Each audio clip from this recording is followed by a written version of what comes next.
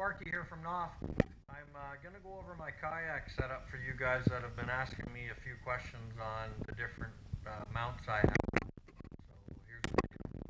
We'll start at the back of the kayak here. The way I've mounted my transducer is I didn't have a lot of money to invest on the top of the line fish finder and mounting hardware and stuff like that. So I've bent a little L bracket here at the back of the kayak and mounted it, and it works perfect for me and what I do, especially going through the bush.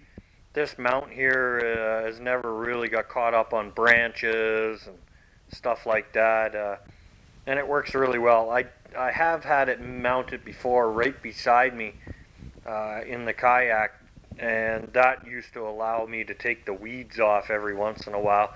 But the type of fishing I do now for either lakers or brook trout, there's really not many weeds in the lakes I fish now, so I do not worry about the weeds interfering with my transducer.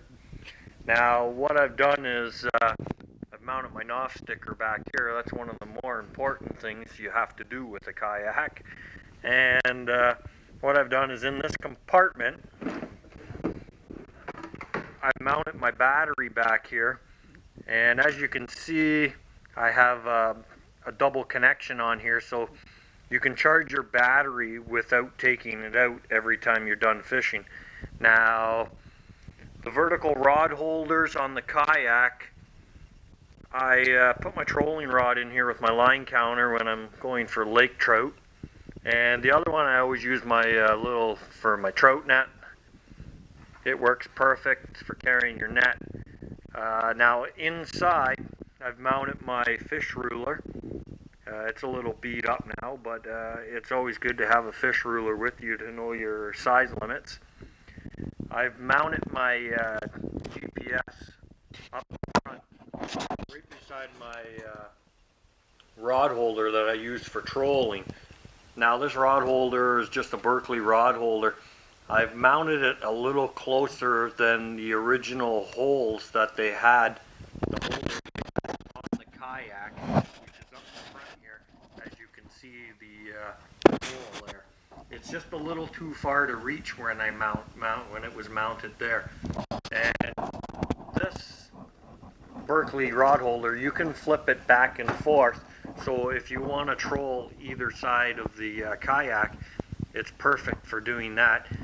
Just make sure when you mount it that if you plan on mounting a fish finder on there like I have, that the rod is not going to be interfering with your fish finder or hitting it.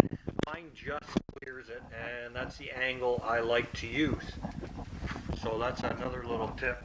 The other tip is buy these leashes for your fishing rods and for your paddles. I've lost 3 rods because I've not had paddle leashes on them. Now I'm pretty careful. That's just something you'll learn over time. When you lose a few rods, you'll learn to tie them on while you're out kayaking. Now my fish finder is just 561 down imaging there. As you can see, I have it scrolling along. It works fairly well for what I do for fishing. Most of the times I use it for depth only. It does have some nice features where you can run your down imaging on the bottom and regular sonar on the top. This is the main screen I use. It gives me my water temperature and the depth that I'm paddling in. Other than that, it's straightforward. You have adjustable backrest here, and you probably cannot see it in the video, but your footrests are adjustable also, which is a nice feature to have on a kayak. And that's about it.